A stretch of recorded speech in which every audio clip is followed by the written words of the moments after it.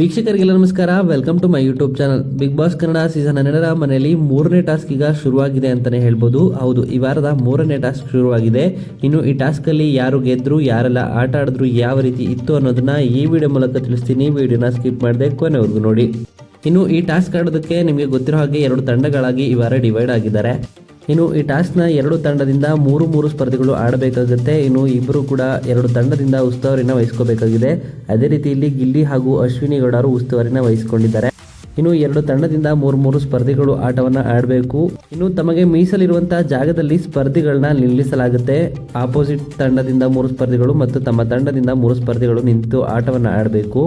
ಇನ್ನು ಮಧ್ಯದಲ್ಲಿ ಬಾಲ್ನ ಇಡಲಾಗುತ್ತೆ. ಇನ್ನು ವಿಸಿಲ್ ಆದ ತಕ್ಷಣ 2 ತಂಡದ ಸ್ಪರ್ಧಿಗಳು ತಮ್ಮ ತಂಡಕ್ಕೆ ಬಾಲ್ನ ತಮ್ಮದಾಗಿಸ್ಕೊಳ್ಬೇಕಾಗಿರುತ್ತೆ. ಅದು ಕೂಡ ರಿಂಗ್ಗೆ ಹಗ್ಗ ಕಟ್ಟಲಾಗಿದೆ. ಆ ರಿಂಗ್ನ ಸಹಾಯದಿಂದ ದಾರವನ್ನು ಎಳೆಯೋದ್ರ ಮೂಲಕ ಬಾಲ್ನ ತಮ್ಮದಾಗಿಸ್ಕೊಳ್ಬೇಕಾಗಿರುತ್ತೆ. ಈ ರೀತಿಯಾಗಿ ಟಾಸ್ಕ್ ಇದೆ. ಇನ್ನು ಅತಿ ಹೆಚ್ಚು ಬಾಲ್ಗಳನ್ನ ಯಾರು ಕಲೆಕ್ಟ್ ಮಾಡ್ತಾರೋ ಆ ತಂಡ ವಿನ್ ಆಗುತ್ತೆ ಅನ್ನೋ ಮಾಹಿತಿ ಇದೆ. ಇನ್ನು ಈ ಟಾಸ್ಕಲ್ಲಿ 2 ತಂಡಗಳು ಕೂಡ ತುಂಬಾನೇ ಚೆನ್ನಾಗಿ ಆಟವನ್ನು ಆಡಿದ್ದಾರೆ. ಇನ್ನು ಉಸ್ತುವಾರಿ ವಹಿಸಿಕೊಂಡಿರುವಂಥ ಗಿಲ್ಲಿ ಮತ್ತು ಅಶ್ವಿನಿ ಇಬ್ಬರಿಗೂ ಕೂಡ ಅಷ್ಟಕ್ಕಷ್ಟೇ ಅಂತಾನೆ ಹೇಳ್ಬೋದು. ಅಶ್ವಿನಿ ಅವರು ಮೊನ್ನೆಯಿಂದನೂ ಗಲಾಟೆಯನ್ನು ಮಾಡ್ತಾನೆ ಇದ್ದಾರೆ. ಕಾಲು ಕರ್ಕೊಂಡು ಜಗಳಕ್ಕೆ ಗಿಲ್ಲಿ ಹತ್ರ ಹೋಗ್ತಾನೆ ಇದ್ದಾರೆ ಅಂತಾನೆ ಹೇಳ್ಬೋದು.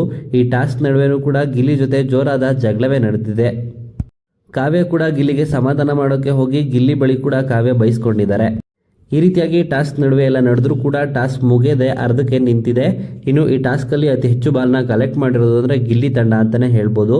ಹಾಗಾಗಿ ನೋಡೋದಾದರೆ ಗಿಲ್ಲಿ ತಂಡವೇ ವಿನ್ ಆಗಿದೆ ಅನ್ನೋ ಮಾಹಿತಿ ಇದೆ. ಏನೆಲ್ಲ ಆಗಿದೆ ಅಂತ ಎಪಿಸೋಡ್ನಲ್ಲೇ ಕಾದು ನೋಡಬೇಕು. ಇನ್ನು ಈ ವಿಡಿಯೋ ನಿಮ್ಗೆ ಇಷ್ಟವಾಯಿತು ಅಂದರೆ ವಿಡಿಯೋಗೆ ಲೈಕ್ ಮಾಡಿ.